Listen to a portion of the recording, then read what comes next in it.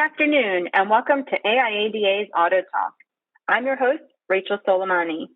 Before I get into the usual introduction, today on Veterans Day, I just want to say thank you to those who have selflessly served our nation. Thank you for your service and sacrifice. Now, for a few quick reminders, everyone that is registered for today's program will receive a copy by the end of next week. And if you have any questions, feel free to enter them into the lower right side of your interface under the Q&A bar. Today, we're honored to have with us U.S. Marine Corps veteran and president of StrategicSource, Doug Austin. Doug, you have a lot of great information to cover, so I'm going to let you take it away. All right, Rachel, thank you so much. Dan, thank you. Welcome, everybody, and happy Veterans Day to my brothers and sisters in arms. And what we're going to talk about today is controlling expenses in a changing market. I think we've been around the dealer space about 21 years, and the refrain that we're hearing from past clients and current clients is that we've had a record year this year. We're flush with cash and great profitability, but they're worried about 2022. And so the focus of today's webinar is really going to be on opportunities there that we see as we deal in these categories every day. So we're going to talk a little bit about the current review, kind of changing market conditions and what we should all be expecting. I want to focus really on cash preservation strategies. What can we do to hang on to cash today by looking at some near-term cost reduction opportunities? And then more strategically, what kind of cost reduction strategies can we employ for 2022 that will provide not only near-term savings, but also long-term savings? So that'll be the focus. So just so we all understand what spend management is. Spend management is all about planning your spend, understanding the spend and analyzing it, planning the spend, sourcing, implementing the solution, managing, and compliance audits. You folks are doing that today in your organization, but that's really all the functions of a spend management organization. We have a best practice survey that I would encourage you to take a look at.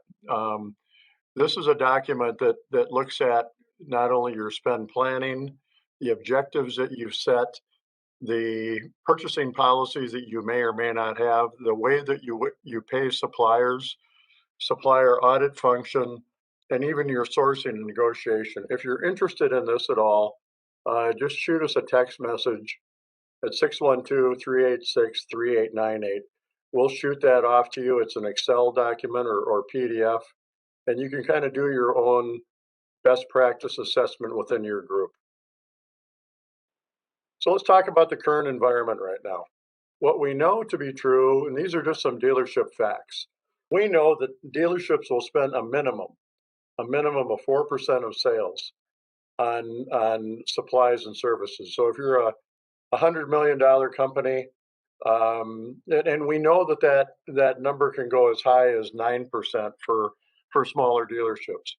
We know that they spend that money in at least 130 expense categories. And when I talk about expense categories, I mean office supplies, shop supplies, print, garbage, credit card processing, insurance, DMS, and so forth.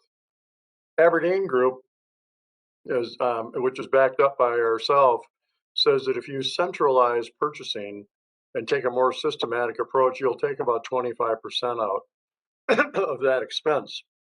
Well, we know that's true because our firm is averaging between 24 and 27%.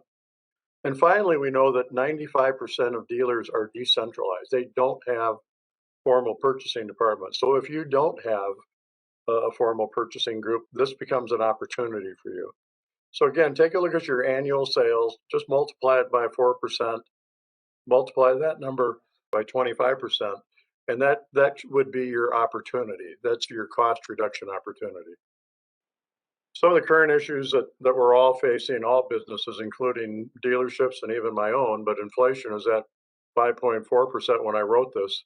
As of this morning, when I read the Wall Street Journal, and yes, Marines do read. So I read the Wall Street, I think they're tracking at 6.6% right now. Staffing challenges remain. In fact, right now, my company is doing a webinar for our clients on client retention and recruitment, because we know the dealers are short staffed. So that problem doesn't look like it's going to go away anytime soon.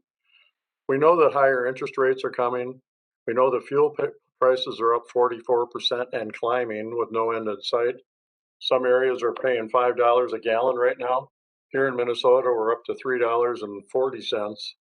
Just came back from AICPA show in Las Vegas where I paid $4 a gallon. We know that the chip shortage has disrupted inventory. It's going to negatively impact sales. And while cash is strong, folks need to be moving into, or they will be moving into cash burn situation in Q4 in 2022 unless they take steps to mitigate that cash burn. There's a CEO executive magazine that I pulled this out of recently, but they did a survey of the CFOs. They reported that in terms of business confidence, and you can see business confidence by CFOs is really dropping. There are some serious concerns out there right now. It's at a 12-month low right now.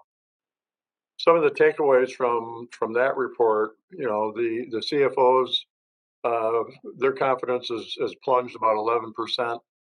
47% of the CFOs expect profits to fall, or excuse me, increase over the next 12 months. So 53% are saying that, we expect profits to be flat or less.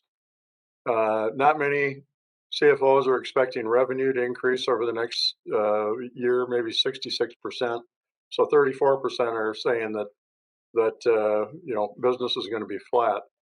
And then hiring is projected to be somewhat anemic as well. I got the Hague report last week, and I'm sure many of you did. And there were some good quotes in there. There are risks for dealers such as renewed shutdowns due to COVID and electrification. And the larger dealer groups have the ability to leverage their scale. Boy, we've seen a lot of that going on lately, haven't we? So they've got the ability to realize economies of scale and generate more profit. So for the smaller groups, it's really going to be imperative that you're going to face greater competition, and we just need to operate smarter, especially in densely populated markets where that competition is going to be stronger. So the takeaways: the economy will be challenging in 2022. In my view, dealerships should take steps now to do two things: preserve cash and then reduce costs. So how do we do that? Well, that's really the essence of what we're going to talk about here. Before that, just again, another chart that you can look at. If your revenues are at 25, 50, 75, or 300 million, in this case, I was assuming 5%. 5% is probably a pretty good average of what your supply and service spend is. Again, it can range from 4 to 9. You can estimate what your spend is. You can estimate savings at 24, 25%. You can see what that bottom line impact is. It is significant. And the question you have to ask is, how many cars do you have to sell to generate that kind of net? Now, we know that if you have nothing to sell at all, you're not going to become profitable by doing cost cutting. But you will have some inventory to sell. But if we can attack this top line issue and the bottom line issue at the same time, it's going to bode well for the dealerships. So preserve cash now is one strategy. Reduce costs of services and supplies aggressively is strategy number 2. Let's just talk briefly, and I'm not going to spend a lot of time on what indirect expenses are, but this will give you a flavor for what some of those 130 categories are. And again, if you're so actually these total up to 164 expense categories or levers to pull. That's the scope of opportunity that you have to reduce your 2022 expenses. This first group totals 72. This is everything from advertising to uniforms and laundry. It's all alphabetical order. And again, if you want the presentation so you have access to this list, I would encourage you to get that. But these are all the categories that any business will use, whether it's a dealership or a church or a manufacturing company or whatnot. So these are common categories to any organization.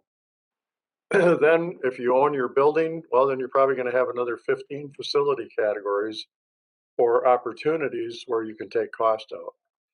If you've got audit and recovery categories, consulting categories that we can go back after, where you've already paid the fees, but you may have overpaid the fees and have some opportunity to get cash back. And then lastly, these categories are all unique to anybody who's an automotive, truck, or RV dealer. Here we're talking about credit bureaus and lubricants and shop supplies and flush kits and auto parts and all those things. So the scope is quite large, and it can be a little intimidating. But on the other hand, it should also be encouraging because if we go back, we've got roughly 164 levers that we can pull, ideas that we can implement to take cost out of your dealership. So this doesn't have to be complicated. This can be quite simple. So what I'm laying out here is a 2022 roadmap to improve profitability. And this is my suggestion, kind of 4 easy steps. Step 1, let's implement cash preservation strategies, and we can do that in month 1 or month 2. And when I say we, I mean you. And I'll lay out what those are. Step 2 is really create a spend map for all the rest of those categories that we just looked at. Pull some data in behind that so we know how much we're spending and we can prioritize them accordingly. And then step 3 is really to start attacking those categories. Let's grab 20 of them. Let's prioritize it. Let's empower our team, our management team, get our fixed ops director, our parts director, our controller, our CFO involved, assign them some categories and say, look, boys and girls, let's get this done in the next 2 months. Let's go out to quote. Let's get multiple quotes. Let's pick the best solution. If you want to renegotiate with your incumbent, that's less disruptive. But we need some data to tell us what the best pricing is. And then what we want to do is lock that pricing down. If we go through all this work, and if we don't make the strategic improvement of locking the pricing down for 12 months or 24 months, well, then we've just wasted a lot of time. And what we're trying to do here is lock in competitive prices, competitive terms in this period of inflation so that suppliers don't have the freedom to keep jacking prices up. Step 4 is that we've got the first 20 categories done. Step 4 is we'll take on the next 20. And what we want to do here is attack the biggest ones to the smallest ones. We know there's going to be contracts involved in a lot of those. So we may not be able to attack DMS right now. Maybe it's 6 months from now. Maybe it's a year from now. But it's on our radar. At the end of this roadmap, we should have cash preservation strategies in place, and we ought to have at least 40 categories done. Now, this can be done within 9 months. And 9 months from now puts us what? July, August of 2022. We ought to be taking serious costs out of the business by then and locking down pricing so that we have a better sense of what's going to happen in the future, and we can start to project expenses accurately. So here's what our ultimate objective is we want a 2022 roadmap that has all of these categories in it listed in priority, the order in which we're going to attack them. It will contain the spend information. It will contain how many suppliers we have, because that'll tell us a lot. If I look at an expense category and I see that, towing, excuse me, and if I see 25 towing companies, well, the first thing that I think of is we're not being very strategic there. Do we really need 25 towing companies in our to support our business? Probably not. Could we get by with maybe 3 or 4? Yeah. So we can leverage that spend with fewer suppliers to get better pricing, and at the same time simplify the business model so that we're not overwhelming the back office with all of these supplier invoices to process and checks to cut. That proliferation of that supply base costs dealers tons and tons of money. And now's the time to start taking a look at that.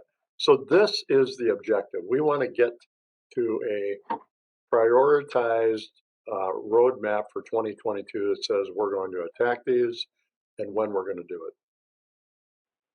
If you want a copy of that template, again, text us 612-386-3898. We'll send off a copy of that so you can see what that looks like.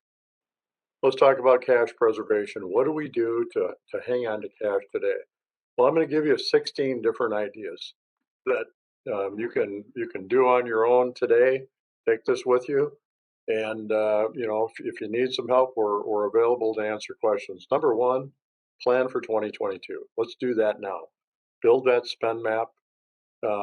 You've got an idea what that thing looks like, and plan for expense reduction. Two, pull in your commitment authority. There's three ways to spend money in any organization. I don't care if it's a dealership or a manufacturer. If it's a contract, a PO, or an invoice approval. Limit who can approve those documents, those expenditures. Pull it in by title and pull it in by dollar amount so that we don't have everybody, including the receptionist out here, signing contracts with uniform companies. And yes, that does happen. Trim staffing, number three, where possible. Outsource the variable cost structures where possible. There are IT companies, there are HR companies that can step in. I just hired a marketing company that can do our marketing far more efficiently than I can do in-house.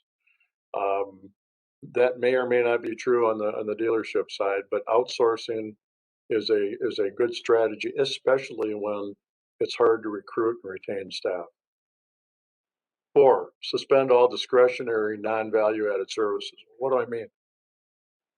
In some dealerships, they have a plethora of plants around the building that may not add a lot of value, but is costing you money. There may be other services that you have engaged that are nice to have, but not absolutely necessary to have. So let's take a look at that, especially on the marketing side. There's a lot of duplication that goes on there, and I'll kind of address that in a minute. But suspend all discretionary services. Five, limit supply expense reorders. For vendors who restock your bins, when business is slow, you tend to get an extra supply of product. If you're curious, walk out into your shop area, find some of your shop supply bins, and just run your finger over the nuts and bolts or the washers or whatever is in there. And as your finger comes up with a bunch of dust on it, you know that your vendors have oversupplied you. Cut that off. Get it down, set up a min and max system, and you can do it as simply as taking a marker and marking the inside of the bin and saying, vendor, I don't want you to fill this any higher than this level. But we shouldn't be floating these supply companies when they over order and over inventory us. It is better for your team to do a client managed inventory than a vendor managed. That's much more cost effective.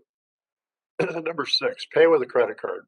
We can get a minimum of 1.5 cash discount, in some cases 2% back, by paying vendors with a credit card. A lot of groups will use it for points. Points is nice, but cash is better. So think about using that. Seven, eliminate some of the marketing service tests that go on. There's 100 new marketing companies that seem to crop up every year.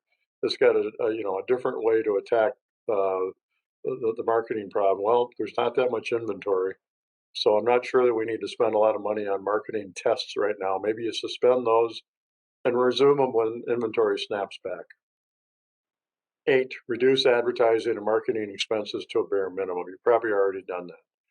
Nine, you might want to prepay any 2022 services now for a discount. This doesn't preserve cash, but it could mitigate taxes. If you're flush with profitability this year, if you're on a cash basis accounting system, it might be smart to prepay your janitorial service or your HR service or IT before year end, for their 2022 fees or a portion. I would suggest you try to negotiate that, but that'll help mitigate some taxes. 10, utilize contingent cost reduction solutions. These folks have been around for years that will come in, take a look at some expenses, and then only charge you a percent of anything they save you. It's a it can be expensive, but on the other hand, it's more cost effective than doing nothing at all. So most companies will charge 40 to 50% contingency fee. If they reduce your cost $100, you pay them 50, but you benefit with a $50 net profitability. So take a look at that as an option. Number 11, cash discount surcharge. 2 years ago, we probably do credit card analyses 60, 70 times a year for our clients. This cash discount surcharge strategy came up a couple of years ago where you essentially push the fee back to the client. I don't think we had 4 or 5 in 1 year that were interested in this and wanted a presentation. Today, it is going like gangbusters. There are a number of companies out here that do a pretty crappy job at it. There are a handful that do a very good job that won't impact your CSI scores. But essentially, companies that are spending a quarter million, $500,000, $1 million a year on credit card merchant fees can capture all of that back by giving the client the option of either paying cash for a discount or paying the credit card fees with an upcharge. And seriously suggest you think of that. That's really going gangbusters this year. 12, work comp. There's a lot of work comp renewals coming up this time of year. There are opportunities out there. If you're not making claims on your workers' compensation, well, then you might be paying too much. You might be paying as much as 50% too much. So there are folks, and if you're interested in this, we can get you in touch with some. We've also, we've got webinars on our website that you can listen to, but take a look at that work comp. There's some pretty serious dollars there. 13, revenue producing solutions. One of the things you can do, you can reduce your expenses of paintless dent repair, and you can increase your revenue by bringing that service in-house. So there's an expense offset. There's a top line revenue opportunity. You can do that with glass. You can do it with wheel repair, paintless dent repair, key fobs. There's a number of opportunities to increase your top line. 14, marketing analysis and ROI validation. So many dealers say to us, I know I'm spending too much on marketing. I might be spending twice as much as I should. I just don't know where I'm spending too much and which one is valuable. There are tools out there that are pretty simple, rather elegant, that can help you achieve marketing analysis and ROI validation. Again, it might not be top of mind right now with limited inventory, but it's a good way to make sure that you're only pouring dollars into marketing that's working for you. And there are some proven techniques that we've been introduced to from dealers that will work. 15, contingent utility review. There are companies out here on the utility side that, again, will look at your rates to determine if you are paying a competitive rate, and if they can cut them, they'll share in the savings with you. And if they don't find anything, it's not going to cost you anything. 16, digital print conversion and storage. There's plenty of dealers out here that have made this transition to digitizing files, getting rid of hard copy storage, and making everything electronic. It is less complex than it appears. It saves a lot of money in paper, in storage, and in back office help. So these are 16 opportunities just to consider now to help preserve some of the cash that you have. Obviously, floor plan isn't significant right now because there's not a lot of inventory on the lot, so you're not spending a lot of money there.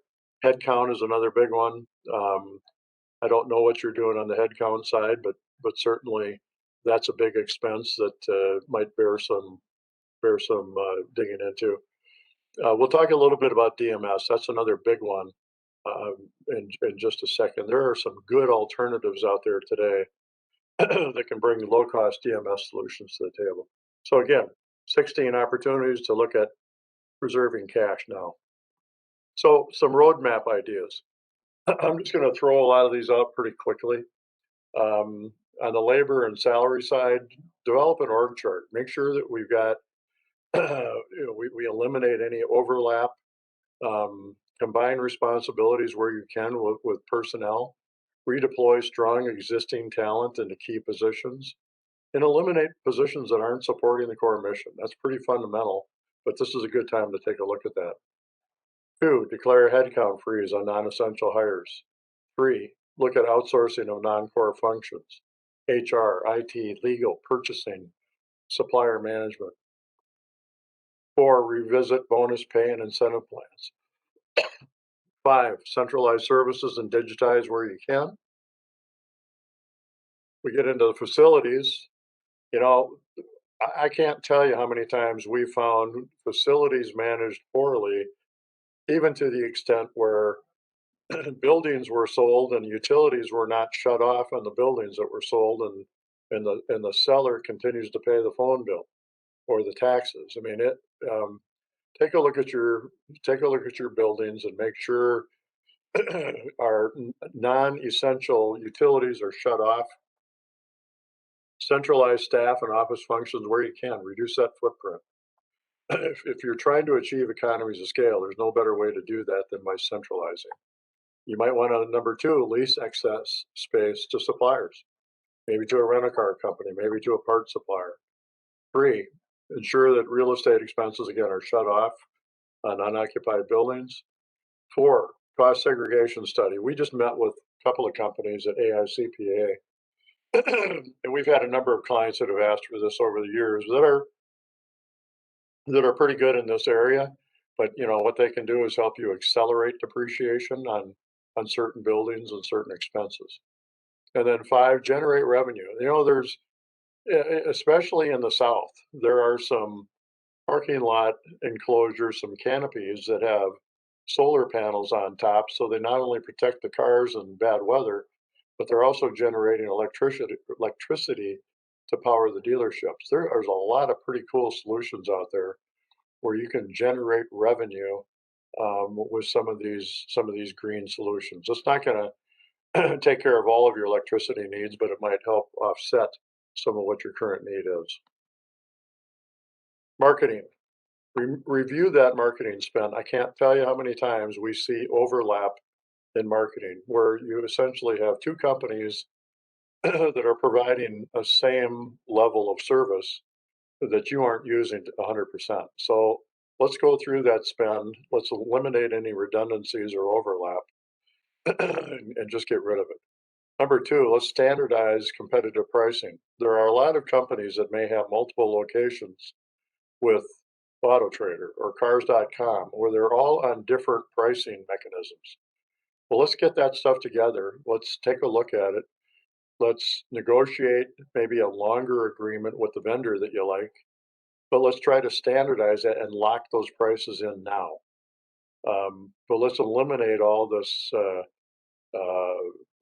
varied pricing that might be going on. And that happens when when you've got a decentralized purchasing approach where everybody is kind of cutting their own deals. Pricing can vary significantly. Number 3, focus limited financial resources. Maybe you limit to marketing to current customers rather than new customers. Service is probably driving the profits. Maybe that's where your marketing dollars need to go. 4, leverage marketing spend with larger advertising groups, buying groups that have better leverage. There are some groups out there that have certainly greater leverage than you have or that I have that can help reduce your costs if you get a little bit creative. And then number 5, performance-based marketing. Make sure you can pinpoint that ROI. When you're doing a test with a marketing vendor in particular, ask them for some projections on what they think is going to happen. And if those results aren't achieved, well, then cut them loose. Let's not perpetuate a bad strategy. Supplies and services. If any supplier contracts are halfway through, so if you're in month 17 of a 36-month contract, you might, and let me just qualify this, you might be able to renegotiate with your vendor. Remember, they're trying to protect their revenue stream. They don't want you to go away. They might not be willing to renegotiate if you're 1 year into a 3 year deal, but if you're more than halfway through, give it a try and see if you can bring them to the table. What I would encourage you to do is make sure that you know what a competitive rate is before you bring them to the table. Um, don't just throw out an arbitrary, well, cut my rates by 10% because you may be paying 40% too high. And I've seen that happen too. So talk to your 20 groups, talk to your other peers, and find out, get some price comparisons on those supplies and services so that you've got a good benchmark. Again, begin paying suppliers with a credit card at 1.25 to 1.8. There are some vendors out there that will pay 2% cash. Three, or four rather, implement a preferred supplier program by reducing your supply base. Again, if there's 130 expense categories out there, do you really need 1,000 suppliers? And I guarantee you, if you're a 4 or 5 store group, that's probably what you have. A well-run single point dealer will have about 225 suppliers that are active in their system. Yet we continue to see a single point that has, on average, 400 suppliers.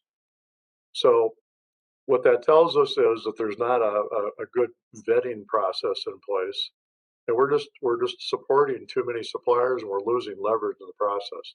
So create that preferred supplier. Designate a preferred supplier in every category and a backup, and then limit your staff's ability to go out and add suppliers on their own cognizance. So we just don't need supplier proliferation. Next, quote, negotiate, and lock in prices. If you take anything away from this webinar today, remember this, that you can, in fact, negotiate and lock in prices for 12, 24, 36 months. I'm sure there are plenty of vendors out there today, shop supply guys that are come up and say, look, I'm going to get you a sweet deal on this brake clean, $2.10 a can. And you think, holy cow, I'm going to be a hero to my dealership. I'm going to buy, a whole bunch of brake clean at 210. Next month it might be 210 again. The following month it might be 310 and then 410. And pretty soon you might be paying more than market rate. My point is find out what a competitive price is, lock that sucker today, and then try to protect it for a year or 2 years or 3 years. If you do that with everything, supplies and services, you're going to do your dealership a big, big favor and prevent a lot of surprises and a lot of cost increases, especially in this inflationary time. Next, audit supplier invoices, especially with uniforms and DMS suppliers. What else? Phone bills. Phone bills are another one where suppliers will slip in extra charges that have nothing to do with your particular account. Audit them back against the contract. If you've got the original agreement, check off the primary drivers of cost and make sure that they're not sneaking in price increases. I would guarantee that you're all going to start seeing that. Your consumption is probably not going up, but your pricing probably is. So it's important to audit those suppliers. Cash discount strategies, we touched on this a little bit, but that again, that can bring some serious dollars to your bottom line if you're willing to consider this. Now we've had some clients that said, look, I've got a 12 store group. I'm going to try it with one. And we've actually had some that said, I don't like this. I'm not going to do this. I'm not going to roll it out to my other stores. And that's fine. But I can tell you today that there are a lot of big groups that are rolling this out across their enterprises. And if you don't at least take a serious look at it, you're going to be left behind and you're going to be paying too much. So just know that a lot of big organizations are looking at this cash discount strategy to bring millions of dollars to their bottom line. When you start competing with, you AutoNation and Asbury and some of these guys, and I'm not saying that they're doing that, Berkshire, but when they've got that kind of clout and spend in a marketplace, Lithia, whomever, When they've got that kind of clout in the marketplace, they're going to look at these cash discount strategies as bringing multiple millions to their bottom line. That's going to impact your ability to compete with them. Low cost DMS solutions. Um, there are a number of credible, vetted DMS providers out there. We are familiar with two of them most recently. We plan on doing a webinar with one of them next week. But we just did one that's a Canadian-based company, but there are some very credible DMS solutions out there, and the clients just speak very, very highly of them. We wouldn't be talking to them if we didn't have a strong endorsement. So this is one of the biggest expenses in a company. We've seen rates go down by 80% and sometimes as much as 90. You may not get all the bells and whistles, and you may have to hire XYZ company to bolt on a couple of reports, but if you're saving eight, 10, $20,000 a month, that might be a small price to pay to get that kind of bottom line impact on a new DMS solution. R&D tax credits. There are opportunities out there to pull in tax credits depending on the size of your business. This isn't going to be applicable to everyone, but it could be a good opportunity. Talk to your accountant about that. Some opportunities are such that anything that you do to enhance your business, i.e., a consulting service, might be eligible for a tax credit. Anything you do to enhance a car or a truck or a vehicle, those dollars may be eligible for an R&D tax credit. So talk to your accountant. Contingent cost reduction services. Again, there's providers out there on freight, utilities, healthcare, um, telecom. There are a number of them that can, take a bite out of your expenses. And the last one there, I've already mentioned, so I'm going to throw another one in. We did we were introduced to a supplier about a year ago who is helping dealers on class action settlements. Class action, I believe it's on the credit card side. So if, while it's not in the webinar, consider that as well, class action settlements. And if you look for that under dealers, there's going to be a couple of names that creep up, but you might want to take a look at that. That can be pretty significant as well. So those are some ideas on the 2022 longer term basis. And then, of course, we don't want to forget that we got 167 expense category levers that we can pull specifically. So some of the summary comments here. We are certainly in uncertain times, and I think, I don't know. We're going to have a management meeting ourselves in a couple of weeks to try to plan 2022. We just don't know what that's going to look like, and I doubt that you do too. And you're probably at the mercy of your factories. So the only thing we can do is be proactive about the things that we can control. Indirect expenses don't get a lot of attention in dealerships. Most dealerships, if they need more profitability, they sell more stuff. And it's only when they really get in trouble that they start paying attention to indirect expenses. And I can give you a prime example of that. In 2008, when the market crashed, dealers started focusing on indirect expenses, and we were averaging 24-25% cost reduction for our clients. In 2008, 9, and 10, that went down to about 21%. Now, we didn't get any worse at this. We didn't lose experience, but what it told us is dealers were paying more attention and we weren't finding as many opportunities. By 2011, our numbers started going back up again to 25, 26%. And it told me the dealers are taking their eye off the ball. I can tell you the dealers are taking their eye off the ball again. Last year, our number was 27%. So there are serious dollars here that you can bring back to the bottom line if you're only willing to do it. Set an aggressive 12-month target, develop a plan, again, that roadmap to achieve that plan. Does it take work? Yeah, it does. But anything that's worthwhile is going to take some work. This is not easy. But on the other hand, it's not as complicated as it appears either. and then use your own dedicated resources internally to attack these categories or outsource to achieve those results. But the opportunity is there, and we're pretty sure you're going to need to get proactive. So here's some action steps. While 2021 was strong, prepare for 2022. Take steps now to preserve your cash. Begin now building that roadmap. The landscape is more competitive, so there's really no time to waste. Get going on this. Get your management team aligned around your objective, and get serious about this and start taking off. So, do we have any questions that are coming in from the attendees out there?